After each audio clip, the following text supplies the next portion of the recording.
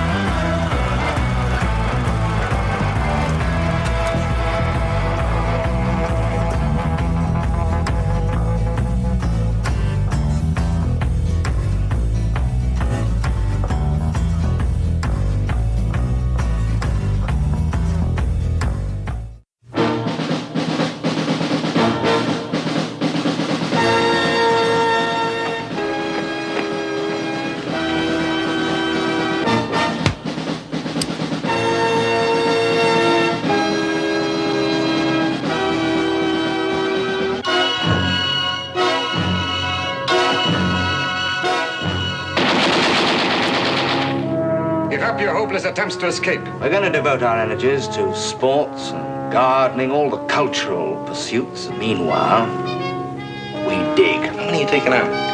250. 250?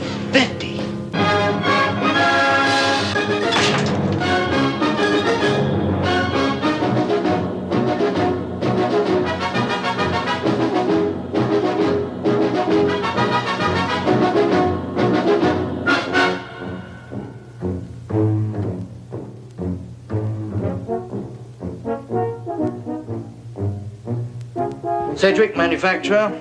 Griff, as I said, Taylor. Nimon Hames, diversions. Which one's a forgery? They both are.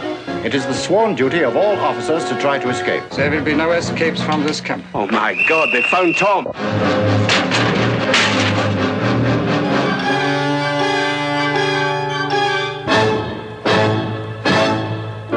Hold on to yourself, Bartlett. You're 20 feet short. The hole is right here in the open. The guard is between us and the lights.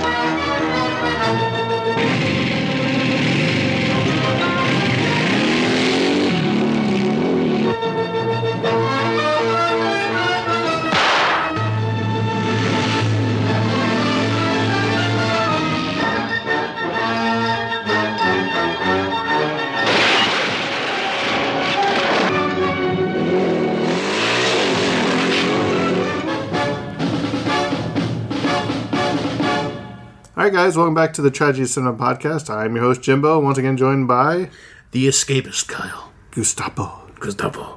Saner. I can get out of anything. as long as it's very wide and long and basically a door. I can get out of a door. I don't know, I've seen you kind of go through some doors. I have gone through some doors. You have seen me, you have worked with me, you know what it's like to see me work. In which case it's just like, I just kind of like cram myself into a place like, I'm tired. That's my life. So obviously can't tell, we're going to be talking about one of the greatest movies, episode 81. This is The Great Escape, another fantastic film. Yeah. Just like last week's Shenandoah episode, The Great Escape, with an all-star cast and everything. So a legendary picture, but not legendary the company. Just a legendary picture. Right. So let's go ahead and give you a question. Okay, Jimbo. I'm ready for a question. Two things. A two-parter. I've never got two-parters. Who do you see yourself in this movie? Okay. 2, who would you want to be in this movie? And 3, Which way would you have taken for the escape at the end? Which one would you have wanted to escape with at the end? Who would I want to escape? No, with, no. what do you mean, or how would you have wanted? You had the boat, you had the motorcycle, you had the train. oh, had okay. the You mean okay? bicycle? When they got out of the Right. encampment, how would they want to escape? Yeah. Okay. Well, who I see myself as always seems like the most self-deprecating part. Who do I see myself as? I didn't see a baker in here. Who was the first guy to die? Oh, the white guy. No. He was, yeah. Who was the guy that never made the camp? That was probably me. Man.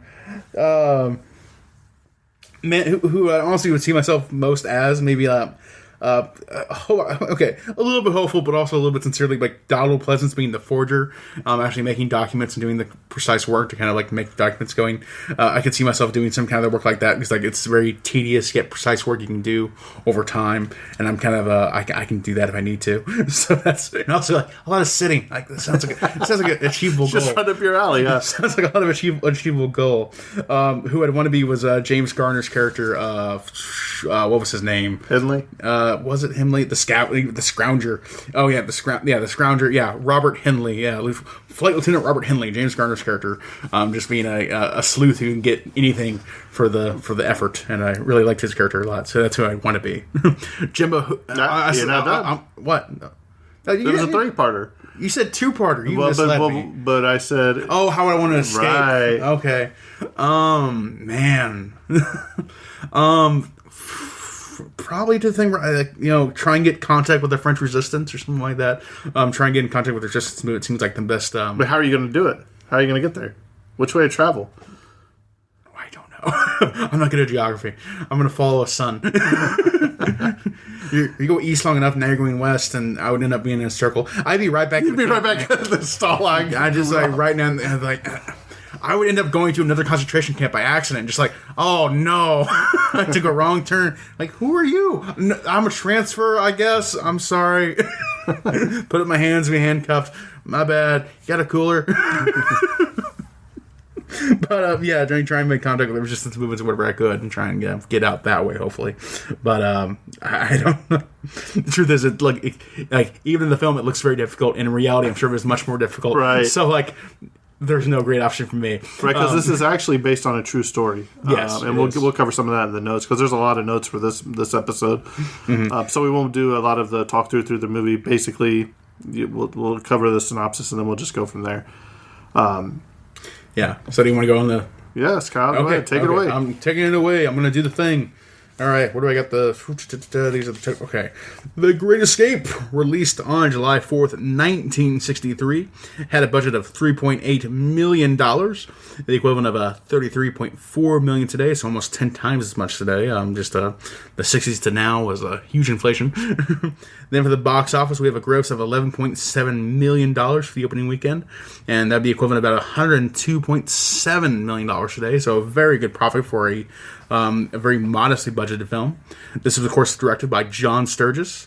Writing credits include Paul Brickhill for writing the book, and the screenplay was adapted by James Clavell and W.R. Burnett.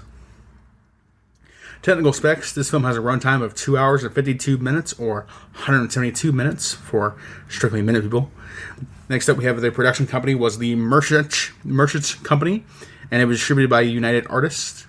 Aspect ratio is 2.3 by 1, so 23 by 1 aspect ratio for the intended ratio. That was later kind of trimmed down a little bit for home releases, specifically for like 60 by 9 and 21 by 9 releases. Sound mix, we have a 4-track stereo from the Westrix recording system and a mono system for the home releases. This is a color film for a full dynamic range and all kind of stuff. Film length, we have 18 reels in film length. Then going on, we have the Obituary Awards for awards. The Academy Awards of the USA in 1964. We have the awards for nominee for Best Film Editing for Ferris Webster. The Golden Globes, we have the nominee for Golden Globe for Best Motion Picture Drama. The DVD Exclusive Awards in 2005, we have a nominee for Best Overall DVD of a Classic Film, and the nominee for Best Audio Commentary, new for a DVD. for Stephen J. Rubin. Then we had the Gold Spirits Awards in 2004. It was a nominee for the Gold Spirit Awards for Best Edition of a Classic Soundtrack. And we have the International Film Music Critic Awards in 2005. We have the Best New Release and Re-Release or Re-Recording of an Existing Score. Whoosh. Going forward, we also have the Laurel Awards in 1964. It was a nominee for the Golden Laurel of Top Drama, Top Action Performance from Steve McQueen, and Top Action Performance by James Garner. James Garner took 4th place. Next up, we have the Moscow International Film Festival of 1963. We have the winner for Best Actor. We have Steve McQueen. And we have a nominee, Grand Prix, with the John Sturges. Going forward, we have the National Board of Review in the US of A in 1963. It was a winner for the MBR Award for Top 10 Films. Next up, we have the Writers Guild of America in the US of A of 1964. And it was just a winner of that year for Best Film Play Adaptation. Best Written American Drama, especially for James Cavell. That was the such award.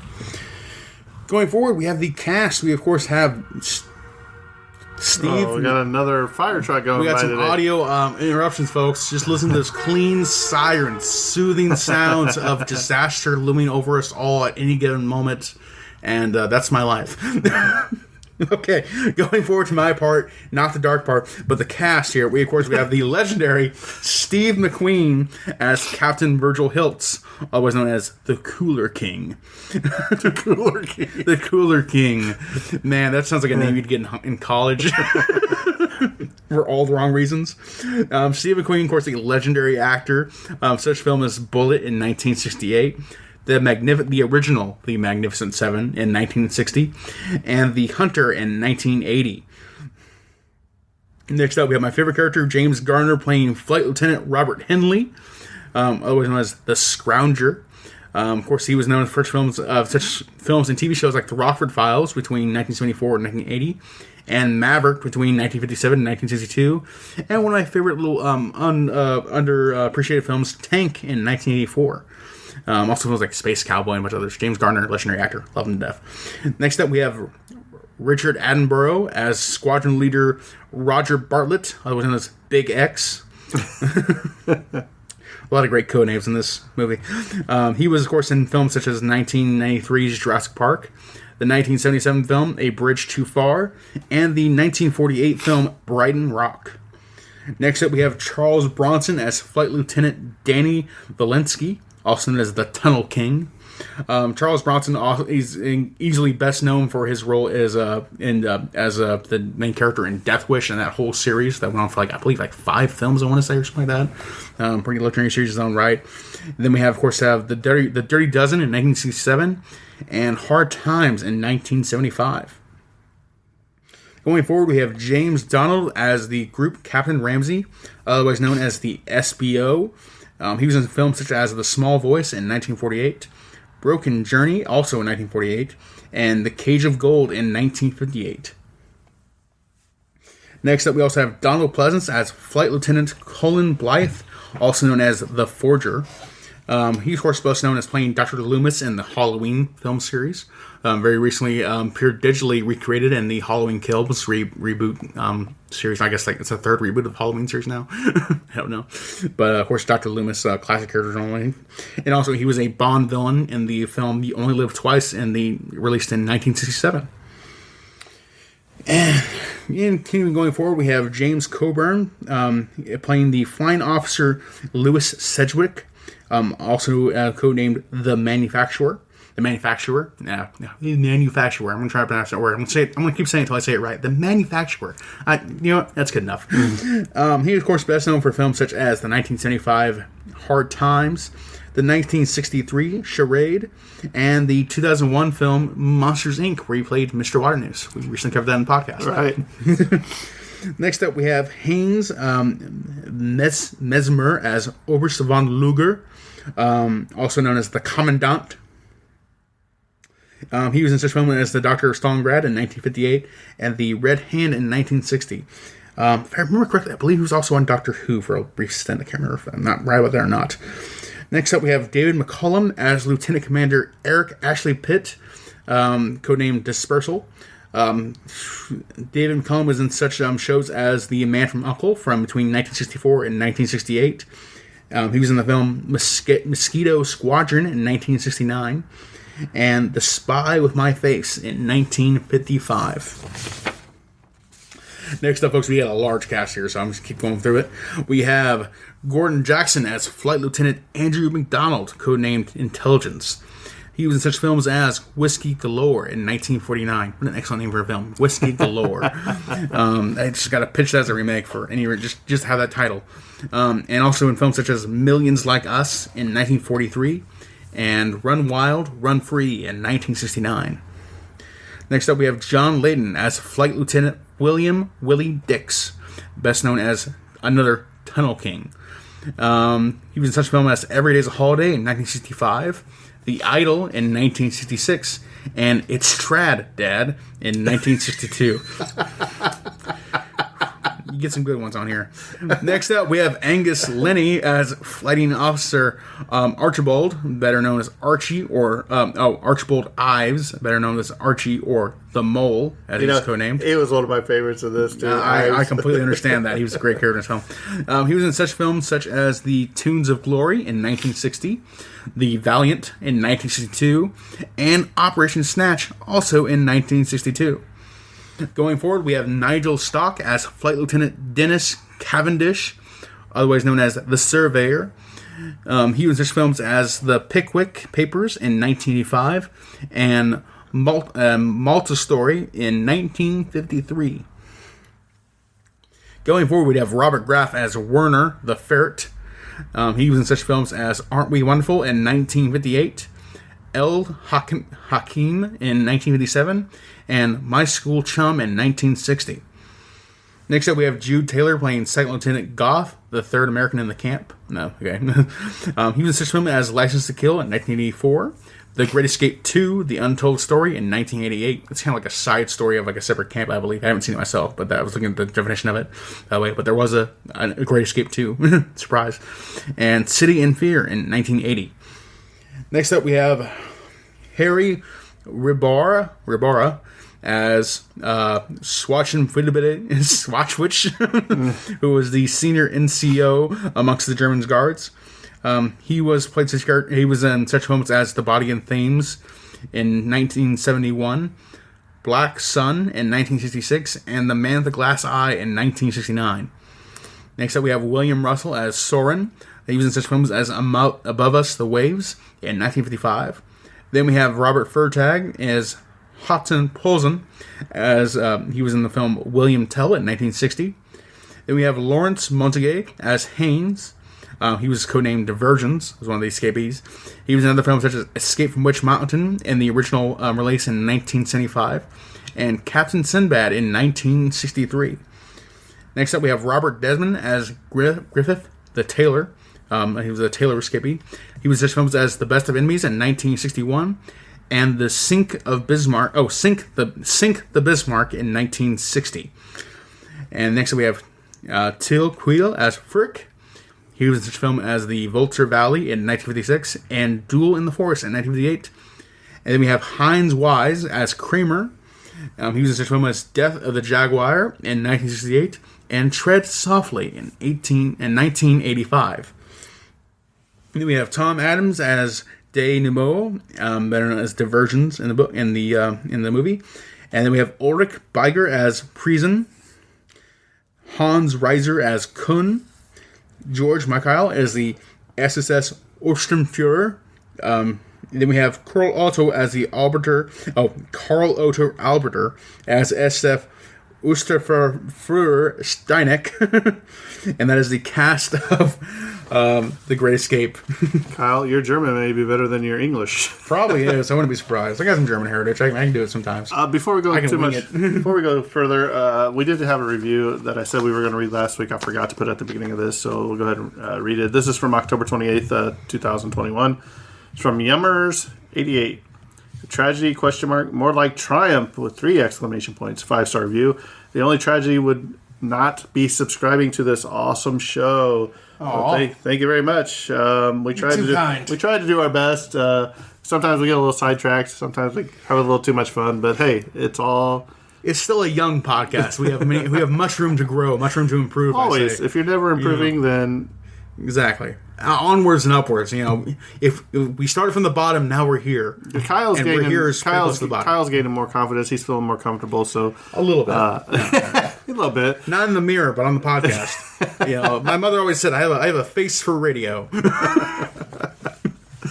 Oh boy, let's see what I put up with. So, basically, this is based on a true story.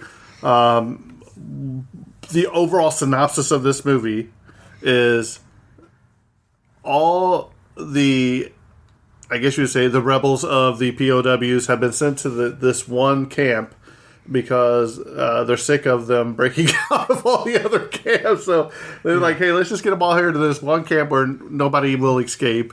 But little they know that from right when they got there, they had already started planning their escape right away. Yeah. So it is a camp built for other escapees from other camps to be put there. It's like, this is the camp you put you when you've already messed up. Right.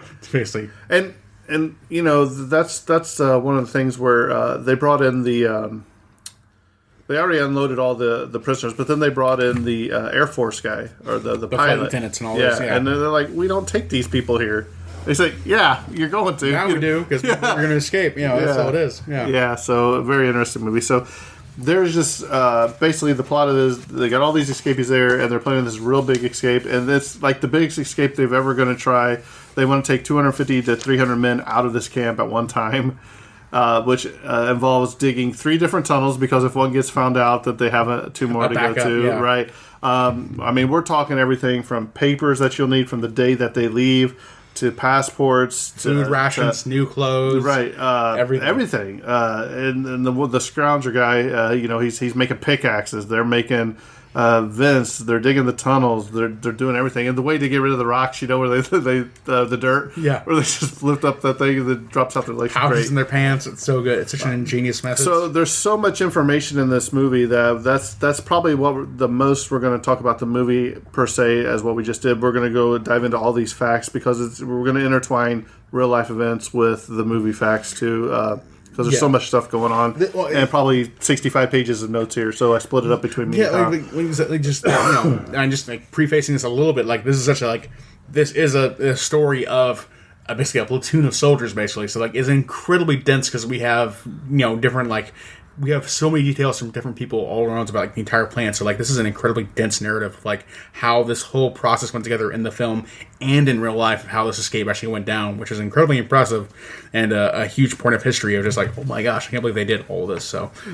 gotta say that before we do this. This is why we got a book worth of notes here of just complete stuff to go through. So right. We're gonna go through all we can that we find interesting and see what we can do. Right, and we may not cover everything. They're obviously going it's virtually impossible. We'd be here all day if we covered everything. Right, it'd be a 6-parter. Yeah. So here we go. Steve McQueen was really adamant about, I want to do my own stunts. I want to have more screen time than other people. So he was really hard to work with, as we've talked about in The Magnificent Seven. Anyway, for as good as actor as he was just as bad as egotistical, I guess. So here we go.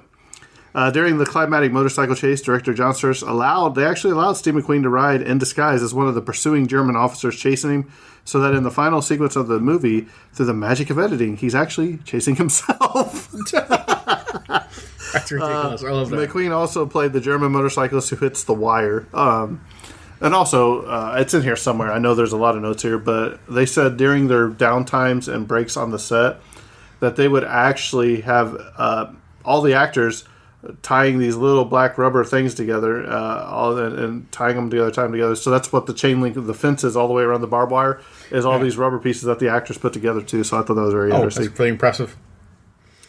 One day, the police in the German town where the movie was set up set up a speed trap near the set. Several members of the cast and crew were caught, including Steve McQueen. The chief of police told McQueen, "Herr McQueen, we have caught several of your comrades today, but you have won the prize for the highest rate of speed." McQueen was arrested and briefly jailed. Wow. Wow. Impressive.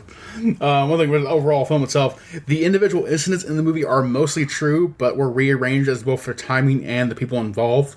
A note at the start of the film acknowledges this. For instance, of the 72 who escaped, and there were 3 who got away and 50 who were murdered in the reprisal, but the murders occurred in small groups, not all at once, like it showed in the end of the film there. But 14 Germans were later executed after the war for their parts in them, for the real crimes, not the movie.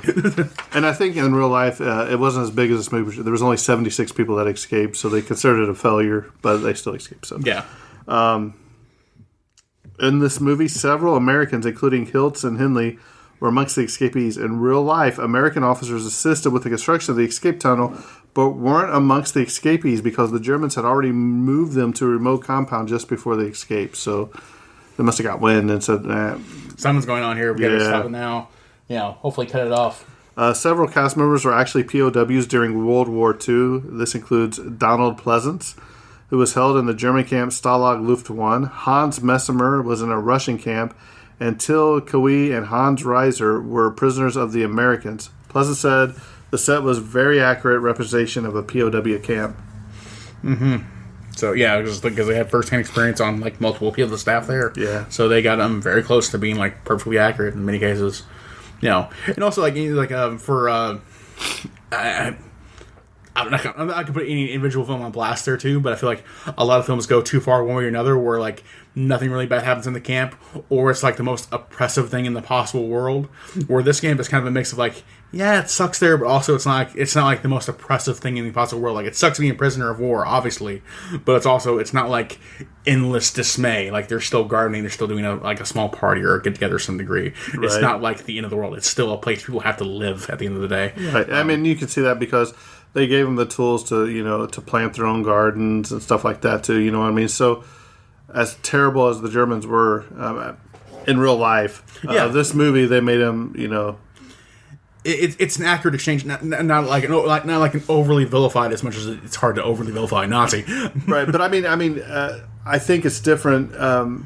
Like if you're talking about Schindler's List, because it's like the Holocaust, you know what I mean, where they were just downright killing people. You know what I mean? It's totally different. And there's a huge difference between a concentration camp and a POW camp. Right. Obviously, not like if these were Jewish POWs, they'd be treated a lot differently than regular POWs. But since they were regular people, I'm sorry, I'm getting a little too far ahead of myself in terminology there. But as what the Nazis would consider prisoners of war, and not specifically Jews or people they demonized in that way, they treated them relatively humanely as prisoners of war. It wasn't just monstrously cruel, I guess, in that scenario, which is a little more realistic to how they actually treated POWs of that era and reflected actually in the camp. I might be getting a little too far ahead of myself. I'm just going to shut up now. I was like, I'm going to need a source. Yeah. Well, as they described it in their own film, in these tribute notes, they're saying like they had multiple former POWs on that set for devising that set, and the so like I said, it's interesting that they depicted it without like being overly cruel, like monstrously cruel, or like it was like nothing at all. Like it was. Should I stop you now, or just let you keep rambling? You need to hit me with a bat. Okay. Why don't you invite me on podcasts? Wally Floody was the real life Tunnel King. He was transferred to another camp just before the escape. Served as a consultant to the filmmakers almost full time for more than 1 year. Yeah. So the Tunnel King was involved. That's what I mean. That's where the realism comes in. Yeah. Okay. Go ahead. Well, what do you want him to get, Bugs Bunny? How to take a tunnel? Come on. Yeah. Like I said, it's impressive they got it right. Like I said, films, like a lot of films nowadays, like either they go, full on whole hog, like they're the most evil thing in the possible world, and like it is absolutely hellish being in there, or it's like nothing, and it's like, oh, I was prisoner for a day, it was fine, then I got out, and no big deal. Like the films just go too far one way or the other. Right. This film gets it right. I appreciate that. Charles Bronson, who plays portrays Wally Floody, the chief tunneler, brought his own expertise and experiences to the set. He had been a coal miner before turning to acting, and gave director John Sturgis advice on how to move the dirt. As a result of his work in the coal mines, Bronson suffered from claustrophobia, just as his character had in this movie. Oh, wow. So yeah. And you can definitely tell, like, in his acting, it's very easily sold experience of just, like, just, like, not being comfortable at all in that tunnel. And how claustrophobic it would be in there. I'd be terrified. Oh, yeah. The real-life escape preparations involved 600 men working for well over a year.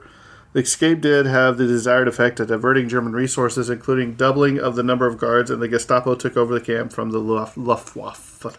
The Luftwaffe. Yeah. So, yeah, I think that's, like, that's another part of the escape attempt that I don't think is getting, probably not appreciated by most viewers, that, like, it's not just about escaping, but it's about costing the Germans for the resources to keep control of these prisoners. It's costing them to look after and make sure they're not trying to escape. So that's what's also pointing, like, that kind of subterfuge in the war effort is, like, if you can make yourself expensive to keep, and, like, but not worth just to kill, then that's a good thing to do. That keeps you still fighting the war in your own way. And that's a really impressive thing that captured in the film really well. During production, Charles Bronson met and fell in love with David McCallum's wife, Jill Ireland, and he jokingly told McCallum he was going to steal her away from him. And he did. In 1967, Ireland and McCallum divorced, and she married Charles Bronson. So, it's true. The real camp can be visited today in Sagan, Poland. It's in ruin now, though mostly used for archaeological purposes. A replica of the camp is located 40 kilometers or 25 miles south, where you can enter a model of the tunnel, Harry yourself. In the movie, they confused the actual names of the tunnel, so I think they called them Tom, Dick, and Harry in this. I believe so. Different times, so. Some aspects of the escape remain classified during production and were not revealed until well afterward. This inclusion of chocolate, coffee, and cigarettes in Red Cross packages is well documented, as is their use to bribe Nazi guards. Other materials useful for escaping had to be kept secret and were not included in the novel or screenplay. Also not revealed until many years later was the fact that the prisoner actually built a fourth tunnel called George. Incredible. Absolutely incredible. You got something over there, Kyle? No. He's like, no. No. All right. I'll just keep going there because you've got a stack of notes in front of you. You're just looking at me like, sorry, keep going, Jimbo. I'm sorry. No, I'm sorry. I'm sorry. I'm not doing my part. Oh. Yeah. I'm just a forger. Well, forge your notes and do something. Yeah. All right. Okay. The shooting of the recaptured escapees was one of the charges of the Nuremberg war crime trials against Hermann Göring and the other Nazi leaders. So that was a piece of history. Like, these things really did occur of Nazi murdering escapees when they shouldn't have been. War crimes, bad. As we said, Donald Pleasance was an aircrewman and also a POW. He served in the Royal Air Force during World War II, whose plane was shot down. Man, Donald Pleasance. And then he also shot Michael Myers of Halloween, upon which he became a prisoner of war and was tortured by the Germans. When he kindly offered advice to the director, John Sturges, he was politely asked to keep his opinions to himself. Later, when another actor on set informed Sturges that Pleasance was in prison in World War II German POW camp, Sturges requested his technical advice and it put on historical accuracy from that point going forward. Oh, wow. That's impressive. There's a superstition that whenever a prisoner is attempting to escape is told good luck by a fellow prisoner, the escapee will fail. Ironically, these are the same words the German officer uses that capture Bartlett and McDonald near the end of the movie. Yeah. So, kind of the funny thing. And they also, like, they capture that early in the film when they have the first, the fake interview, the Fox interview time, where they're like, your German's very good. Oh, thank you. It's like, that's the thing that everyone slips up on. The moment they tell English, you just find English. And that's the thing he falls for later in the film, which was actually kind of funny, if not incredibly sad still. But, right.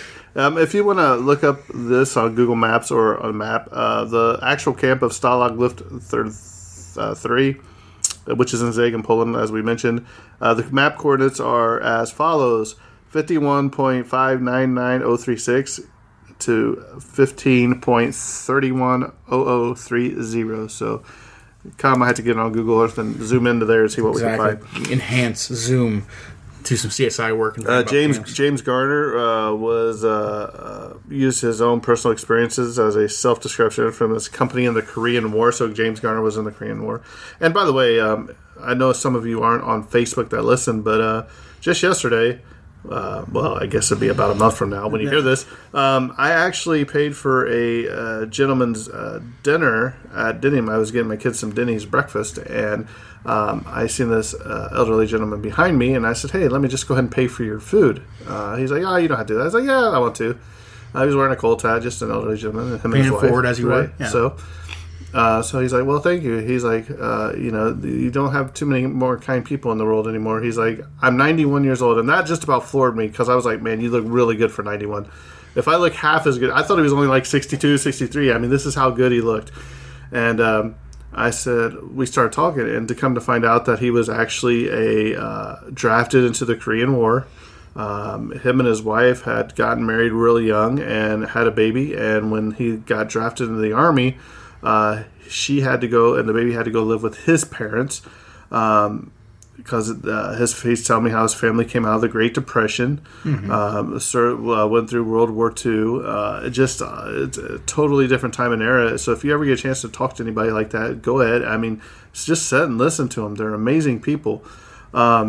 How he had 3 jobs when he got out of the Army. Went from Allison's to a gas station to, I think he said, a convenience store or something. He was working 3 jobs, Kyle. 3. Yeah. And I barely work one. you do work. Do you even work? No. I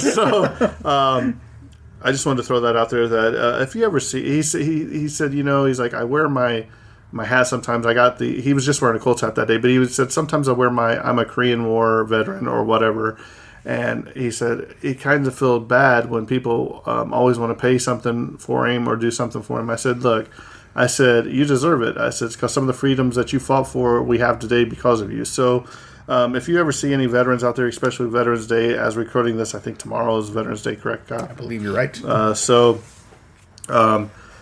Just make sure you say thanks for all that they've done for us. So just wanted to throw that out there real quick. Yeah, absolutely. Jimbo had the fortune of being such a kind gentleman and paying for his meal. Incredibly good of you, Jimbo, and also, pay it forward. Honor your veterans, your local veterans, internationally, nationally, everyone like that. They deserve all the respect they get, and good on them. Yeah, my brother served and everything like that too, and just be good. Be all American. Good. Patriot, all that kind of stuff. Here's what I talked about. Also, what you think of the government sometimes. Right. Here's what I was saying earlier about during idle periods of this movie set was in production, all the cast and crew members, from Steve McQueen and James Garner to production assistants and obscure food service workers, were asked to take thin 5-inch strings of black rubber and knot them around other thin strings of black rubber of enormous length.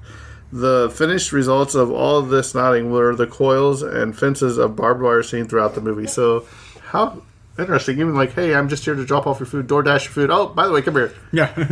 Do this row for me. Yeah, okay. You're going to be here for a while anyways. Come on, get this done. Yeah. The motorcycle that Hilt uses in his escape attempt was a 1960s British Triumph 650. So, Kyle, you got to get you one of those. I know, right? Oh, my God. No. I'll have to get one. And Kyle's more of a sidecar guy. He's like, just knees curled up. I'm not that short. Just full on, one little tiny wheel squeaking, like begging for its life. Let me go. We're turning the corner. Flip over on the side there. Yeah.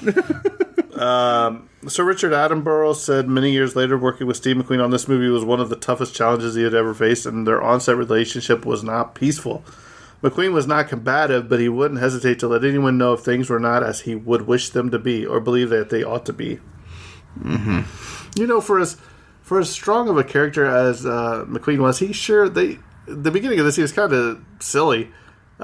Me and Kyle were talking about earlier. There's a scene where Ives and Ives is definitely the most cartoonish character, but also the most tragic character. But Ives and McQueen come up with this plan. They don't know about the great escape. When are you going to go? They said we're going to escape tonight. He said, what are you going to do? He said, Ives is known as a tunnel digger. He said he's just going to dive in. He's going to shove the dirt behind him, and I'm going to take it and put it behind me to close behind us. And they're like looking at him like, are you guys stupid? You know? And then he's like, well, how are you going to breathe? And he said, he's going to take these lead pipes and poke them up through the sand and breathe. And I was like, this is like a bad idea, but I got so stupid it just might work. Yeah, but everybody's like, "Boy, that's brilliant! Why didn't we think of it?" But I'm thinking to myself, here's Steve McQueen. He's supposed to this legendary actor, and this is like a comedic role right here. You know what I mean? Like, kind of redeems itself towards the end of the movie, but we'll get there. Yeah. And as much as, like, you know, Steve McQueen did star in a lot of films, and it says like he's a kind of a bully to work with on all of those films, but also clearly, like, you know, not being necessarily hostile, but definitely like aggressively forward and what he thinks the film should be. And also he did make a lot of great films, so maybe it was all worth it at the end. Who knows? I mean, making films is tough for everyone, regardless, and so sometimes you need a bully to get things done, unfortunately. But so I don't know enough about Steve McQueen to judge him harshly as a bad person like that on set. No, maybe he was rough to work with, but maybe also he made good films. You know. Paul Brickhill, who wrote the book on which this movie was based, was piloting a Spitfire aircraft that was shot down over Tunisia in March 1943. He was taken to Stalag Luft 3 in Germany, where he assisted in the escape preparations. At the start of the movie, all the prisoners have presumably parachuted out of their planes, but they have been kept in custody before getting to the camp. But they have all miraculously kept their officer caps on. None of their clothes have been soiled or sweat stained on them. Apart from Attenborough's collar, the sort of trousers that McQueen wears get grubby in a day. And as for Garner's pristine white turtleneck, this stays all good too. So that's one thing kind of funny in the film, but like, yeah, none of the clothes get really dirty. Besides like explicit points for like when Steve McQueen's shirt's covered in mud, but have that totally fine again, no problem at all. Yeah, that was funny. Interesting little wardrobe, kind of not a mistake, but and I'm going to throw this in here right now. As you watch the movie, everybody just seems to be fine. Like, hey, we're here again in another camp. We're going to escape, blah blah blah. But as the movie progresses, you see it's taking their toll on these people, especially Ives, Charles Bronson's character, the Tunnel King. He said, because he's done this 17 times now. He's dug tunnels. 17. Yeah. He said, I can't take it anymore. Ives is already going crazy, and this is where he just makes a beeline for the fence. He's getting out of there. And then they shoot him on the fence, and he's just hanging there. I mean, it's a tough. Yeah, it's a horrifying thing to watch. Yeah, it's pretty devastating to watch. So even as good as they were in the movie, it was taking their toll on them. It was taking their toll on them, and also it's it was clearly the right action what they did in trying to escape, but also that is an immense pressure that's put on both sides of them, because like one hand, like you're being kept prisoner by the Nazis, but also all your peers and other prisoners want you to contribute in helping the escape effort going on too, and that has to be a tremendous mental pressure on you to continuously. You're working day in and day night trying to work on the escape attempt, and then also trying to appear unsuspicious while in the morning time. And for everyone involved in the situation, that has to take a mental toll on it, even in a wartime scenario, trying to not everyone is capable of kind of shutting themselves down to be in that workhorse mode of getting that stuff done. So it was incredible sad to see Ives die and basically commit suicide in that way. And so it just kind of shows the kind of immense stress that everyone down in that POW camp went through. Right. Mm-hmm. Judd Taylor, who played Golf, said that the camp was set was so realistic and authentic and impressive that one day he came upon a man walking his dog who was very distressed when he came upon the site. The man was greatly relieved, however, when he learned it was just a movie set. So they must put in some really good detail. To just fool a passerby, like, what in the world is going on here? Yeah. The transport truck that was carrying the 50 prisoners at the end of the movie to be shot had modern brake light on it, circa like early 1960s truck. Military trucks, especially during the war, either had no brake lights or taillights, or only one very small red light at the rear there. Right. So it was a little fun, a little detail they just couldn't get quite right, because they just, those trucks didn't have brake lights because they didn't need them during the war. Although Steve McQueen did all of his own motorcycle riding, there was one stunt he did not perform: the hair-raising 5-foot jump over a fence. This was done by McQueen's friend Bud Adkins, who was managing a Los Angeles area motorcycle shop when recruited for the stunt. He also he did attempt it, but to jump the border fence, but he crashed. So Bud Adkins had to do it, take over and do that. Yep. Also, Hilt's baseball glove that was seen in the film was present day for the time, i.e., like late 50s, early 60s model. So it was far too modern for what would have been a wartime baseball glove for the 1940s. Right. Also, Danny says that all he knows was "I love you" in Russian. Actually, Charles Bronson was fluent in Russian and spoke it as a first language from childhood. So I thought that was really an interesting point, because he sounded really good. Well, now you know why, because he was fluent in it since childhood. This movie was shot entirely on location in Europe, with a complete set built in Munich, Germany. Exteriors for the escape sequence were shot in the Rhine country areas near the North Sea. And Steve McQueen motorcycle scenes were filmed in Füssen on the Austrian border and the Alps. All interiors were filmed at the Bavaria studio in Munich.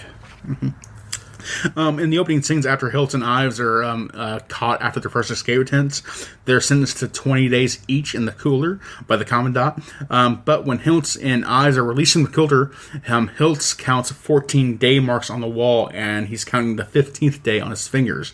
The door opens as they walk out, so they didn't send the full 20 days there, just 15. Maybe he didn't have chalk the first couple days. I thought that was very funny too. As soon as they got there, they just tried to escape. Like jumping in the trees. Yeah. The trucks going out with the trees and everything. And then what was the other one? Because Charles Bronson characters basically started to fight, then took on a coat, and grabbed a shovel, and just he's trying to go out. one of the miners. Yeah, but then the German guys stop, and he goes with the pitchfork, tries to stabs it. And then all of them pop out. We're out. Don't worry. The tunnel sets were constructed of wood and skins filled with a plaster and dirt, and open on one end with a dolly track around the length of the set in order to shoot the scenes of prisoners scooting along through them. I was claustrophobic just watching it. You know what I mean? Couldn't do it. I couldn't do it. I'd be freaking out. No, it's just immense pressure to keep your cool in those scenarios. Couldn't imagine. Celebrating the 4th of July and pouring the alcohol that they made from all those potatoes they stole, Hiltz is thrown off by an ad lib by Goff. When Hiltz is drinking, Goff says, "No taxation without representation." McQueen jumps out of character, gives him a look, and Mouse, "What?" Director John Sturges must have signaled to just go with it, and the scene continued, but is obviously ad-libbed. So. What are you talking? What are you doing? After Ashley Pitt demonstrates how to dispose of the dirt they've been trying to dig for the tunnels, the entire camp sets about making gardens to implement the scheme. However, for the rest of the film, there are no gardens anywhere to be seen. Right. So it's just just assume it happens. Don't worry, but we're not going to show it anymore. And that'd be very interesting too, because this. We say the real life, it took 600 men over a year to do. It'd been cool to see how the plants grew, because that was rough soil, you know what I mean? Yeah. If anything, someday maybe we get a Great Escape series, actually, for a whole miniseries. Anything it was. It's called Hogan's Heroes. Fair enough. But definitely, you can see stories where you can have hours of footage demonstrating this entire process of this entire escape scene, and very impressive everything you did to get this whole thing done the way. And I'm sure there was stuff that they wanted to add to the movie that probably had to be cut out because it's a long movie. It's almost 3 hours long. Well, that's what I mean. A miniseries, this could be a 10-hour movie easily. If everything they probably had to film and cut out, probably. Steve McQueen accepted the role on the condition he got to show his motorcycle skills. The motorcycle scenes are not based on real life, so that was all just ad for Hollywood. Okay. For the train sequences, a railroad engine was rented and 2 condemned cars were purchased and modified to house the camera equipment. Scenes were shot on the single rail line between Munich and Hamburg, and a railroad representative was on hand to advise the filmmakers when to pull aside to avoid hitting scheduled oncoming trains. Good. Yeah, definitely. That would have been bad. Real bad. Yeah. The German characters were cast from actors out of Munich, including Hans Mesmer and Till Kawi. Both had their own prisoner of war experiences. Mesmer had been captured on the Eastern Front by the Soviet Army, escaped, and walked hundreds of miles to the German border. Hundreds of miles to the German border, Kyle. Frick served time in the American prison camp in Arizona. He tried to escape 17 times. Wow. Jeez. So they actually had a lot of escapees, not just from America, you know what I mean? Yeah, if you were there, that was your main job, just trying to find a way to escape. So they represented that in the whole film too, and in real life. The actual escape from Stalag Luft III occurred on March 24, 1944, which was Steve McQueen's 14th birthday. Ooh, I'm trying to find my next fun fact. Okay, I'll keep going.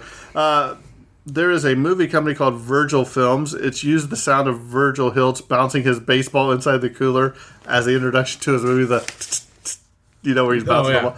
And I always wondered, why'd they let him take the baseball glove in there? I guess he had it on him at the time, so he just kept on holding it. I mean, if he's been doing this long enough now, he probably has at least one thing. They just okay, we're not going to fight him for this. But I have no idea. Yeah. Oh, go ahead. Okay, the position of the propeller crank when Henley first hands it to Colin, and when Henley gets to turn it. They change position when Henley goes to get the propeller and crank it to start the car, start the plane. I mean, and then when he hands it to Henley, it's in a different position. It's a fun fact, a little editing error there. No. No American POWs participated in the actual Great Escape in real life, as suggested in this movie. Some American POWs helped with the digging of the tunnel Tom, but they were moved to another camp 7 months earlier. The reason only the American POWs were moved was because American troops were advancing towards the camp. The Germans moved them to a camp farther away to keep them from aiding their countrymen. Yeah. In the movie's last scene, when Steve McQueen returns to the camp, his sweatshirt is full of holes from being tangled in the barbed wire. But when he enters the cooler, though, all his holes are miraculously gone. Ta-da! Ta-da! Steve McQueen. I gotta look good. Yeah. Steve McQueen and James Garner became really good friends on this movie set. They bonded over their love of cars. One of the masterminds for the real Great Escape was Wing Commander Harry Day. He isn't directly portrayed in this movie. However, the book on which this movie was based by Paul Brickhill correctly tells his story. Arguably, his story is the most impressive of the lot, having participated in at least 4 other mass breakouts and 2 solo attempts prior to the Great Escape, twice getting free from the camp before recapture. He was one of the first out of the tunnel, but was recaptured instead and trying to get help to gain passage out of Germany. He was spared execution and sent to Sachsenhausen concentration camp with 3 other escapees. There, they dug another tunnel and escaped with another British officer. It's widely believed that they were the only people ever to survive an escape from that camp. All were recaptured and held in solitary confinement until being used as hostages at the end of the war. Escaping from his captors, he reached Allied lines and was instrumental in securing the safe release of other hostages. Wow. Yeah. Another fun fact: as prisoners arrive in Stalag 3, many are carrying their belongings in duffel bags or suitcases, which is unrealistic. They may have received some They may have received some extra clothing like socks, underwear from the Red Cross, but luggage would not have been needed or supplied. Almost all the prisoners taken by the Nazis in 1943 were airmen who had been shot down and parachuted to safety and eventual capture. The airmen did not pack overnight bags for their missions, for obvious reasons. The gold medallion Steve McQueen wears throughout this movie was a present from his wife. This is a great thing that you see that I wish more movies would do. But this movie was shot on location in a German forest. To make room for the campsite, several trees had to be bulldozed. Director John Sturges had to show the West German Minister of the Interior his plans, and to get permission to bulldoze, had to promise to plant 2 seeds for every tree felled when production was over. So for every tree they tore down, they planted 2 new ones. So I thought that was very, very... It's a fair exchange, in my opinion. Yeah. The film shows the executions at the end being carried out by uniformed German troops using a machine gun. In reality, these executions would have been carried out by Gestapo agents who were using pistols at close range. In the unfortunate realities. The last surviving participant in the actual escape, Dick Churchill, died in 2019 at the age of 99. 99. I hope I lived a little bit long. Hope I live to be that long. No, hey, Jimbo, do you know how words go back and forth? Left to right? I hope I live to be that old. There we go. I hope I live to see that age. That's another coincidence. The way I said the first time, totally flubbered. During the jump sequence, the crew was warned at the last possible second that the crane was about to slam into a pole.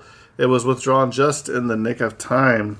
Although top billed, Steve McQueen's salary was only $87,500, while James Garner earned a whopping $150,000.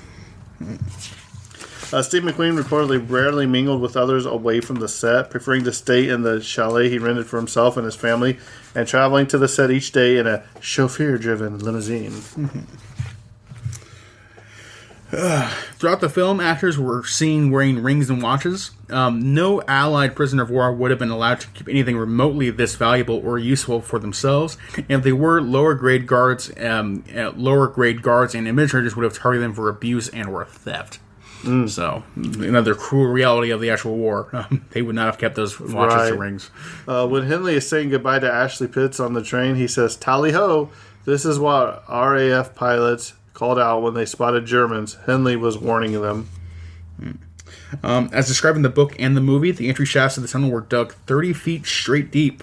When Hiltz breaks out of the tunnel, he is standing in the end chamber and is able to reach up and pull down the turf and grass. This implies that the tunnel is at some point was dug on an upward slant. In fact, this bit of engineering was contemplated and discussed by the escapee committee, but in the end, it was rejected because of the safety concerns with the trolleys. The actual tunnel did not have a vertical exit shaft. So just dug out to the side of a mountain or something? Basically, yeah. Huh. The actual tunnel did have a long vertical exit shaft. So yeah, okay. It was 30 feet deep, dug horizontal, then 30 feet up. So that was the only way they did it. Well, I don't think they made it quite far enough. Remember when they were trying? Well, yeah. But well, according to the movie, in reality, that was the attempt, basically, of just going, straight down, horizontal, then straight up, not a slope. We already talked about the Tunnel King Danny suffered from claustrophobia in this movie. Paul Brickhill, who wrote the book on the which film based, also has claustrophobia. He was originally allotted an early place in line for the escape, but when his condition became known, he was dropped to the bottom of the list, and he credits this for probably saving his life. Oh, wow. That's serious stuff. I'm going to have to find this book. I think it's...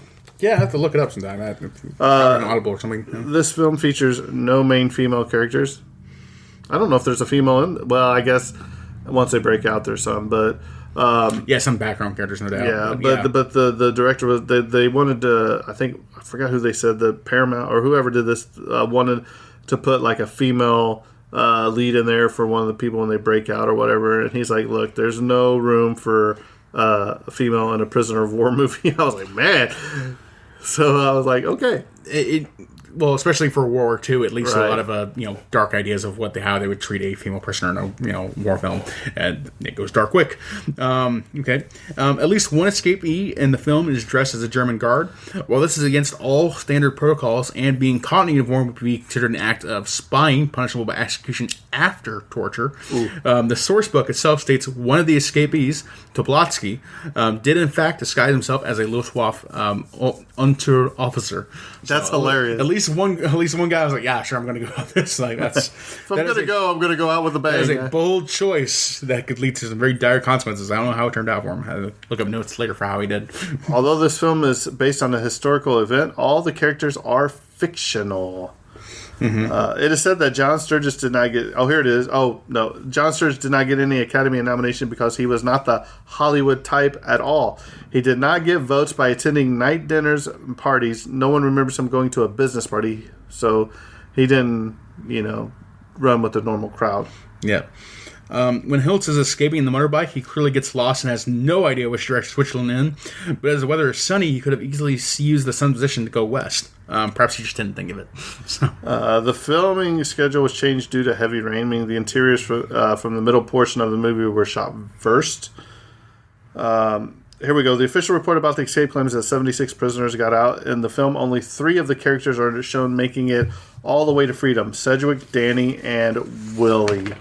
Mm-hmm.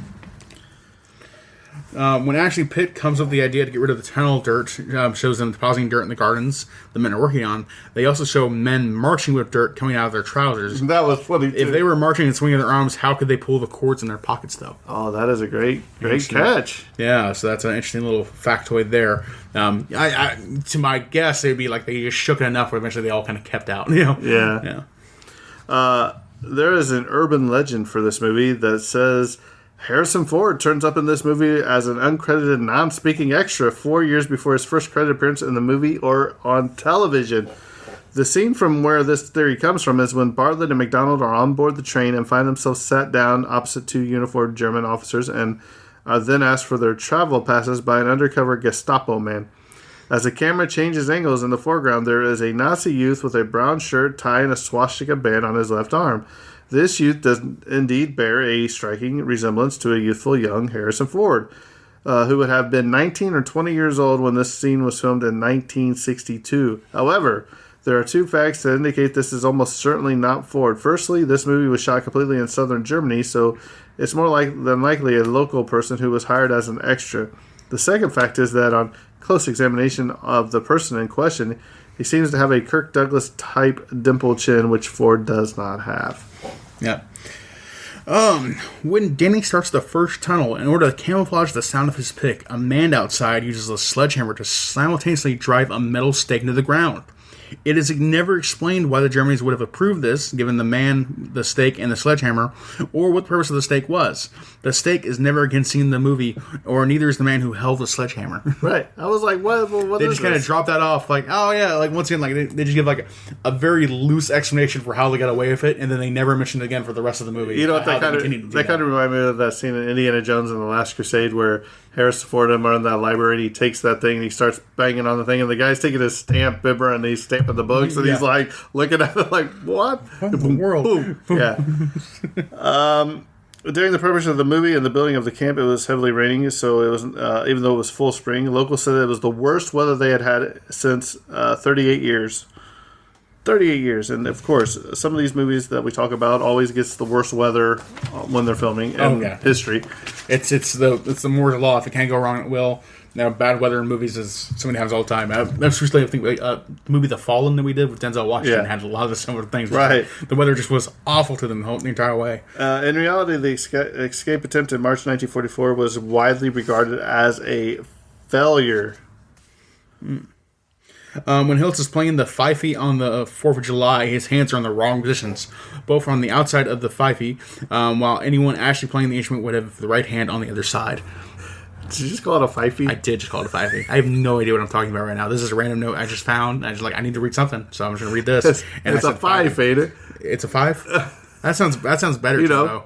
Fifel goes west. Fife goes west. Steve McQueen, you should have played a flute. I don't know. Oh, Kyle. The working title of this movie was also known as The Last Escape. Let's see here. When the tunnel collapses on Willie and Danny goes in head first to rescue him, he also comes out head first. But that makes no sense because there was no way he could have turned around in the tunnel. Considering how thin it was. So you got anything else over there, Kyle? Ooh, just a whole lot of small mistakes or whatever. It's not really worth mentioning in my opinion. Okay. So we'll just go on forward. So Kyle, what's your thoughts, feelings on the Great Escape? The Great Escape is a seminal work of cinema. And absolutely worth watching today, now, and forever in the future. One of those films that just always reward yourself on repeat viewing and initial viewings. Appropriate for most audiences, I imagine. And overall, just one of the best films in the whole world. I don't know if you put it in your top. I'm not a fan of usually doing top 10s or top 5s, but definitely it belongs in the same company as the greatest movies of all time. It really does. Nice. And so I don't mind putting it there at all. I feel totally comfortable putting it in that kind of position. So it definitely it has good company. It's some of the best films I ever appreciated in my entire life. So I love this film to death and worth watching anytime you guys get a chance. So that's my feelings on the film. Right. Jimbo, and we talked about this earlier. What kind of all-star cast, dude. You try to do that this day and age. You only get 2, maybe 3 stars. Even when they did the Marvel movies and they brought them all together, they each had to go through their own series first to. Yeah. It's like for much as I enjoy Marvel Cinematic Universe films, those are kind of the only films now that have all-star casts that are 20 plus. Big star names, but in general, most movies nowadays don't have nearly the same kind of cast level they have now, and that makes sense because now they demand huge prices and all those kind of things. It's expensive, but it's still sad to not see. Maybe the only thing I can come close recently was probably the Expendables, where they brought back all the action heroes of the 80s and 90s. Yeah, but also it was they brought back all the heroes from the 80s. 25 years after they stopped being relevant. Right. That's the whole point of the Expendables. I'm going to have to agree with you. This is another one of my personal favorite movies. And I think the reason I like it so much is because it's based on true events. Mm-hmm. I think sometimes we get numb remembering what our freedoms were based upon and what some of the people that gave their life for. You can see this in when Ives gets killed in this movie, or some of the other ones get shot, killed, and it's just a small realization of what actually happened. A lot of people died in World War II, fighting for your freedom, and I think that's what gets me about this movie is it's just a small reminder of what really happened. There's so many liberties that we have today that in fairness, they should have always been taken for granted. They should have always been a thing that we should have always had. But unfortunately, they've had to be hard fought for centuries, even not just World War II, but still being continued to fight for. Exactly, especially for minorities or anyone else in a small group. It is incredibly hard to get treated with dignity in the world, and we've come an incredibly long way. And it is thanks to people that are being depicted in this film of, World War II heroes and other wars, and even in civil rights workers and all kind of things. It can be incredibly disheartening to see how much hard work it took to get there, but also incredibly inspiring to see the people who are willing to pay those kind of prices. Mm-hmm. So yeah, I have to admit, I definitely think everybody should watch this movie at least once, and I would say purchase it. It's that good of a movie that it should be in your collection at some point if you're a fan of movies. Yeah. If you're a fan of cinema at all, it's like one of those things that's like, we base a lot of the movies we cover, like the 1,000 films you see before you die, or whatever. Like, yeah, it is on there. It is on there for sure, but also we can definitively say if you own movies, you should watch The Great Escape. That's just kind of one of those things where, if you consider yourself anyone of a cinema fan, you should watch The Great Escape at least once. It's something that deserves to be experienced if you experience films. Right. So that's the way we feel about it. Well, I think next week we are going to take a dive back into the sports arena. I do believe that next week we will be covering, what's his name? Al Pacino in... Robert De Niro, Raging Bull. Yeah, Al Pacino's in there too, though, right? No, I don't think so.